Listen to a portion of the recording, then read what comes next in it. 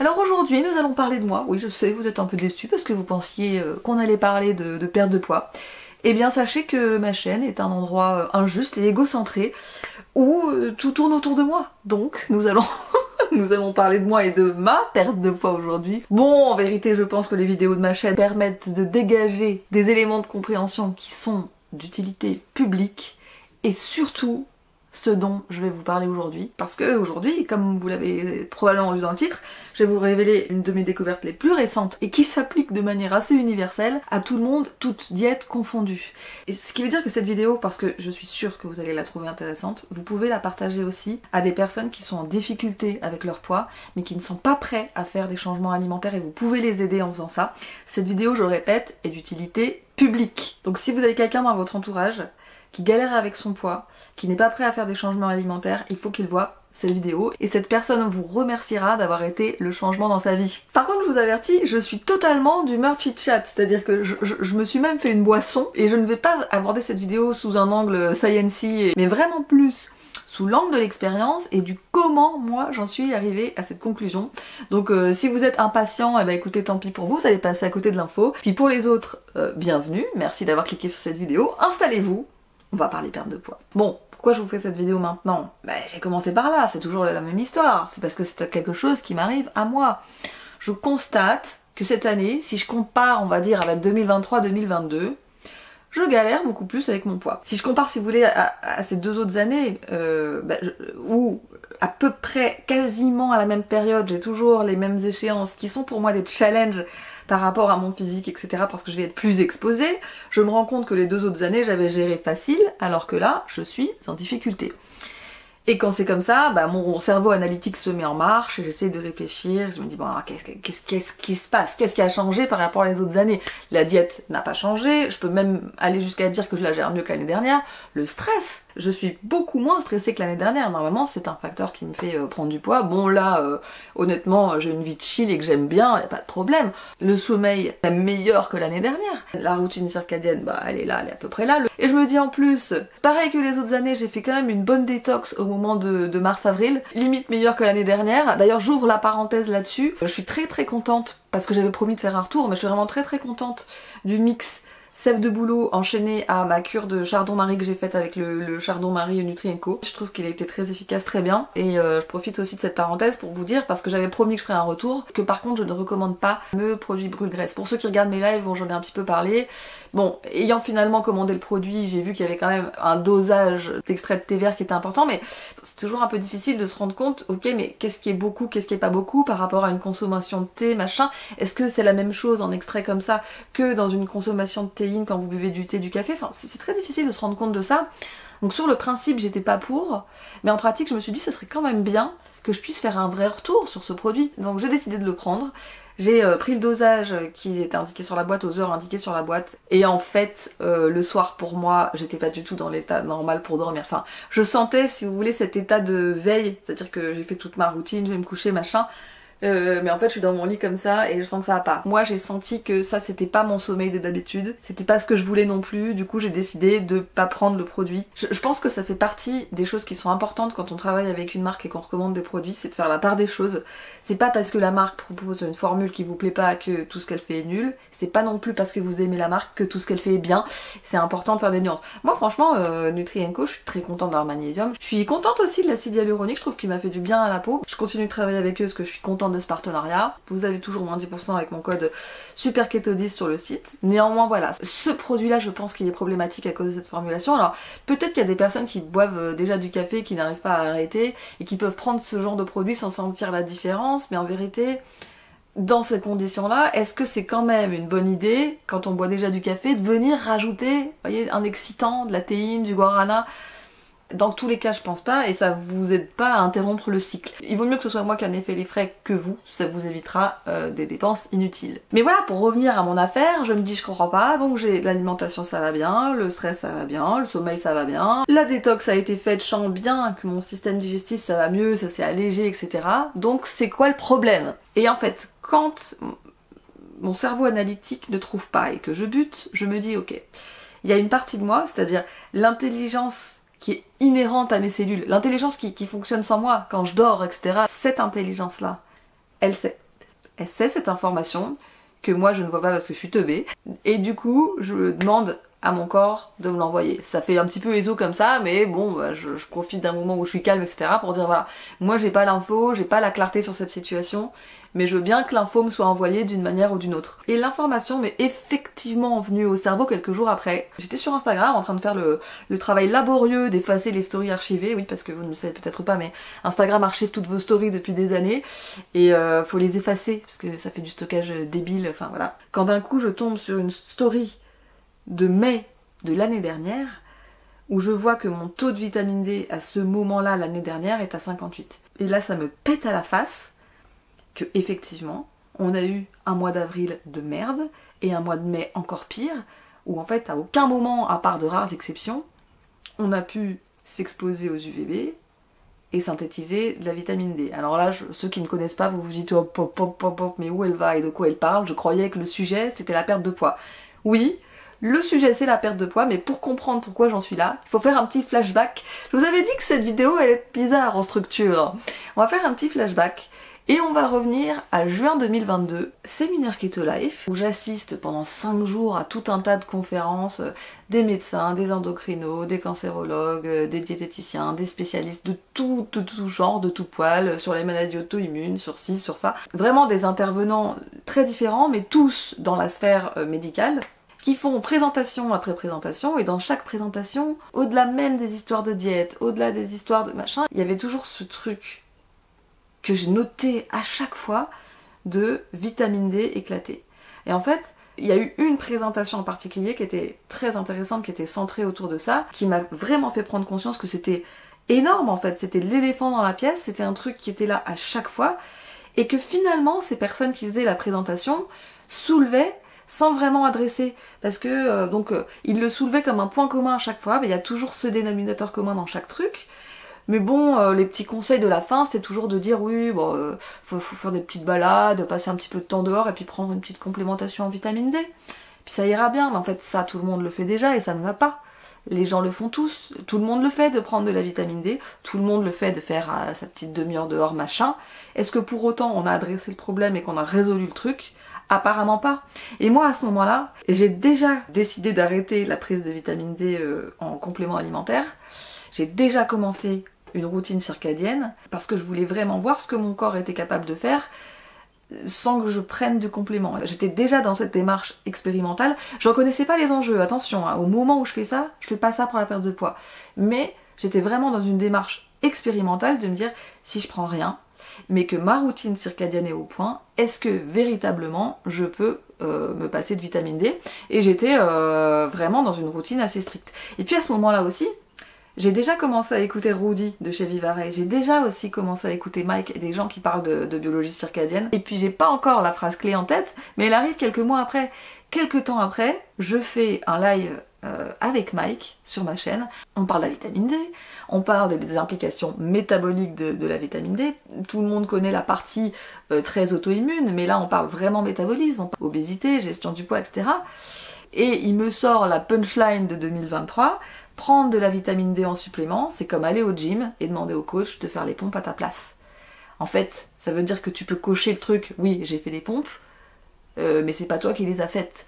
Et le fait que c'est pas toi qui les ai faites a des implications métaboliques. C'est un peu pareil pour la vitamine D. Dans le fond, la vitamine D, le but n'est pas de se cocher le fait que la vitamine D est à temps. Ça, c'est la partie visible de l'iceberg. Cette partie visible de l'iceberg, ce taux de vitamine D, vous renseigne sur le fait que le corps a été capable de faire ou de ne pas faire plein de process métaboliques qui sont en amont. Le taux de vitamine D, c'est la faim. Le taux de vitamine D, c'est la mesure de faim. Le taux de vitamine D, c'est l'étalon. C'est ce qui vous permet de prendre conscience ou non, des fois que vous l'auriez pas vu, des fois que vous n'auriez pas compris que votre métabolisme a un problème, bah à la fin, le taux de vitamine D peut vous donner un indicateur.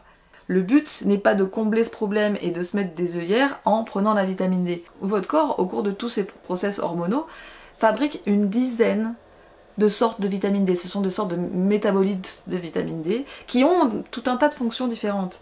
Tandis que vous, quand vous prenez de la vitamine D en supplément, vous prenez une sorte qui du coup en fait risque de ne pas répondre aux besoins que vous avez métaboliquement. Est-ce que ça veut dire que c'est inutile de prendre de la vitamine D complètement inutile? Je dirais pas ça. ça peut avoir son intérêt, surtout sur le plan de l'immunité, j'ai l'impression, ça joue beaucoup sur l'immunité. Enfin, pour être très honnête, je n'ai jamais vu qui que ce soit résoudre des problèmes de gestion du poids avec de la vitamine D de supplément, qu'elle soit en gouttes, en comprimé ou en quoi que ce soit d'autre. C'est pour ça que, pour moi, en fait, si vous voulez profiter de l'info que je vous donne, si vous voulez expérimenter ça pour vous, parce qu'en fait, pour l'instant, on est au stade où il faut l'expérimenter pour soi, je pense qu'il faut le faire d'une manière circadienne. Je ne vous conseille pas d'aller vous acheter une vitamine D, pour moi ça n'aura aucun sens par rapport à ce que je suis en train de vous dire aujourd'hui. Et pour retracer l'historique, 2022, je ne sais pas encore me servir bien de D-Minder, l'appli qui sert à gérer la vitamine D, je ne sais pas vraiment comment ça marche, je ne sais pas à quelle vitesse on accumule, je fais mes premiers pas. Mais mine de rien, avec toute ma routine circadienne, autour de début mai, mi-mai, en fait au niveau de ma gestion du poids, ça se débloque complètement, un peu par hasard, et puis j'y prends pas forcément garde. Mais du coup, 2023, je regarde ça avec un œil très différent.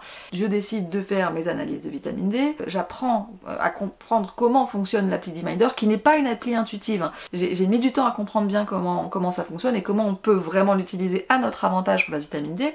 Je me rends compte que c'est pas si facile de monter son taux, et puis en fait 2023, se passe la même chose que 2022, autour de mi-mai, j'ai le poids qui se débloque et je me rends compte qu'en fait ça correspond à un taux de vitamine D autour de 56, 57, et je vous le donne en mille, je fais pas exception à la règle, ça correspond aux fourchettes que moi j'avais compris être idéales pour refléter un métabolisme qui fonctionne. C'est pas les fourchettes qu'on vous donne forcément au labo ou que les médecins vont vous dire, souvent c'est plus élevé. En réalité, pour la majorité des gens, 55-60 en nanogrammes par millilitre, parce que quand vous allez au labo, on vous donne deux taux, je crois qu'il y en a un qui est en millimol. Là, je vous parle en nanogrammes par millilitre, et ça correspond bien au moment de bascule où la magie se passe. Ça, c'est quelque chose que j'ai constaté pour moi, mais aussi avec les personnes qui veulent bien faire l'effort de travailler là-dessus, de suivre ça et de se le mettre en objectif comme on pourrait se mettre des histoires de diète ou des histoires de sport, etc. Il y a vraiment quelque chose qui se passe autour de ce taux. Alors j'imagine bien qu'il doit y avoir des exceptions, plus bas, plus haut, en fonction des besoins, etc. Surtout qu'en fait, la mesure qu'on vous donne dans le labo quand vous faites des analyses n'est pas d'une fiabilité extrême parce qu'elle ne mesure que la forme inactive de la vitamine D, alors qu'en fait ce serait surtout la forme active qui serait intéressante à mesurer.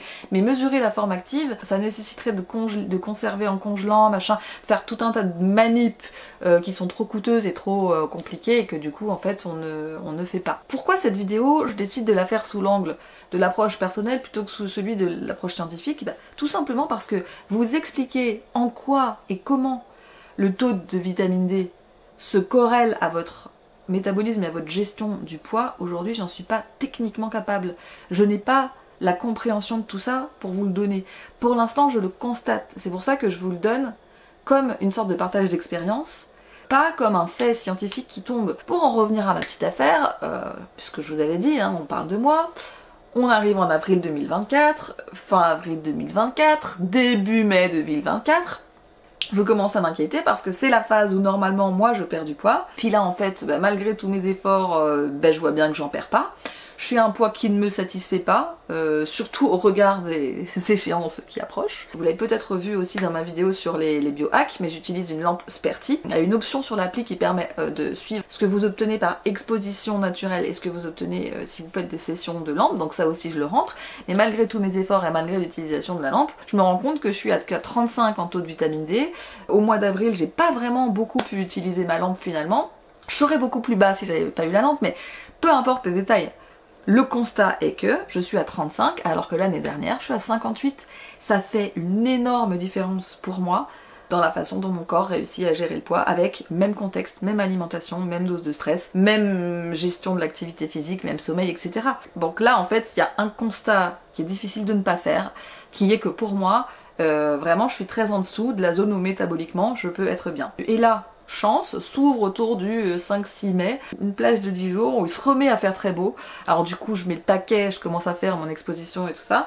Et je vous le donne en mille, la perte de poids s'est relancée. Alors elle s'est pas relancée au point où j'arrive au poids désiré, mais elle s'est relancée au point où je suis remontée à 45 et où je sens déjà que ça va mieux et où j'ai déjà perdu 1,5 kg sans rien faire. Peut-être que ça ne s'applique qu'à moi, c'est-à-dire que peut-être qu'il n'y a que moi qui suis aussi sensible que ça à mon rapport aux UVB et à ma propre fabrication de vitamine D. C'est totalement une possibilité, mais je vous invite à explorer la possibilité que peut-être aussi pour vous, le fait de ne pas être capable de fabriquer vous-même votre vitamine D révèle quelque chose de votre métabolisme. Si vous avez l'impression de tout faire, sur le plan de la nourriture, sur le plan du sport, sur le plan du sommeil, sur le plan du stress, sur le plan du cycle circadien, vous avez l'impression que vous faites tout bien, mais qu'en fait, il y a quand même quelque chose de bloqué, ça serait bête de ne pas explorer cette piste qui en plus est gratuite. Je ne vous suis pas en train de vous dire de vous acheter des compléments alimentaires, je suis en train de vous dire en fait il faut juste aller au charbon et passer du temps à faire des siestes au soleil. Je vous disais dans une autre vidéo il y a quelques temps, s'il y avait vraiment une personne qui détient la formule magique de la minceur, cette personne serait alors où nous parlons riche à millions sous les cocotiers. Et en fait je pense que je me trompe, c'est l'inverse, c'est parce qu'elle est sous les cocotiers qu'elle a trouvé la formule de la minceur et qu'elle est riche à millions. Je vous invite donc à explorer cette possibilité. Alors, si vous voulez l'explorer, il y a quand même des choses à savoir. La première chose qu'il faut faire, c'est d'être très au clair avec vos taux de vitamine D. Donc il faut faire des analyses de vitamine D. Le problème, c'est que vous ne pouvez pas les faire si vous prenez de la supplémentation.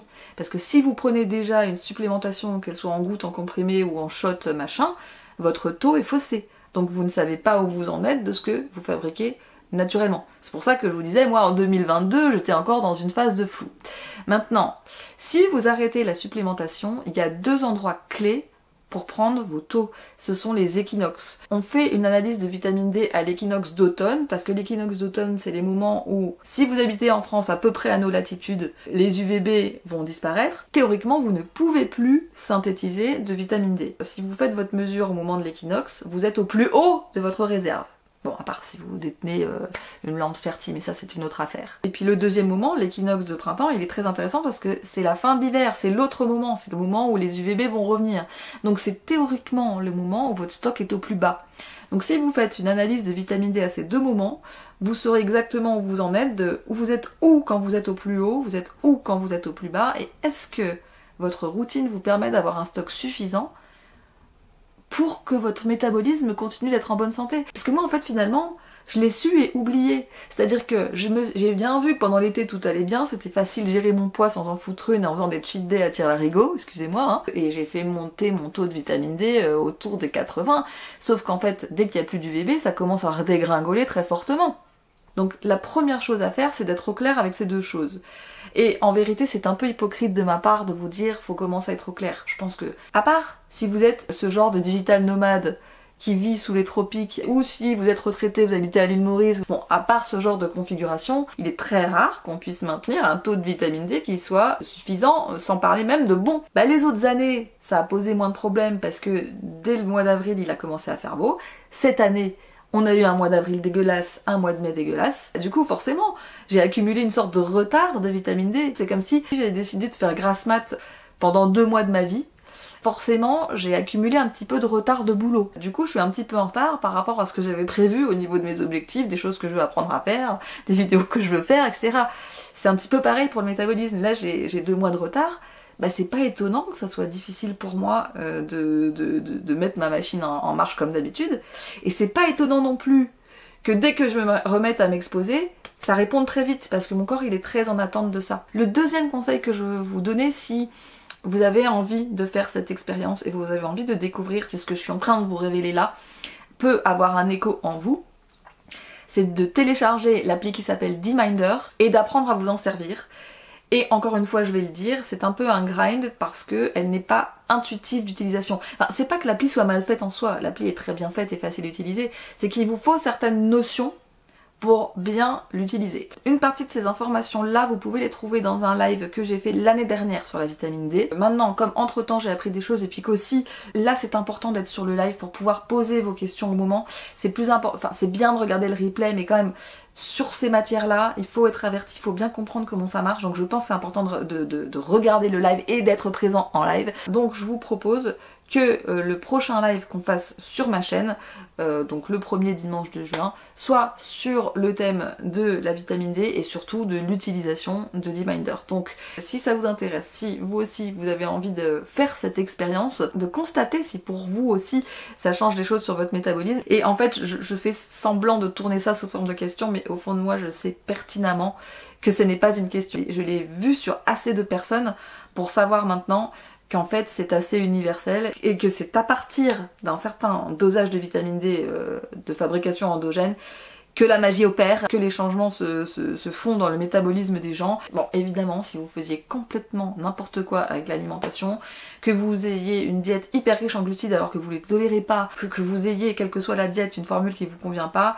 bon, la vitamine D ne répare pas tout. Mais je suis intimement convaincue que quelle que soit votre diète, que vous soyez végétarien, carnivore, vegan, diète occidentale, ce que vous voulez, vous aurez toujours un meilleur métabolisme, une meilleure gestion du poids avec un taux de vitamine D au bon endroit que l'inverse. Puisque de toute façon, et ça c'était une des conclusions de Keto Life, quelle que soit la diète de la personne, quand il y a obésité, il y a toujours taux de vitamine D éclaté en même temps. Bref, ce n'est pas pour m'envoyer des fleurs, mais je suis intimement convaincue que cette découverte-là, que je vous révèle aujourd'hui d'une manière un petit peu brute et pas encore très affinée et pas encore très étayée de science, est d'utilité publique. Donc je vous le répète, si vous avez dans votre entourage quelqu'un qui a du mal à gérer son poids, qui ne comprend pas pourquoi et qui n'est pas prêt à faire encore des changements au niveau de la diète, envoyez-lui cette vidéo. Il y a de fortes chances que ça l'aide, il y a de fortes chances que vous soyez la personne qui lui aura apporté le bon truc dans sa santé et vous pourrez être fiers de vous. Merci d'avoir vu cette vidéo, je vous donne peut-être du coup rendez-vous la semaine prochaine dans le live sur la vitamine D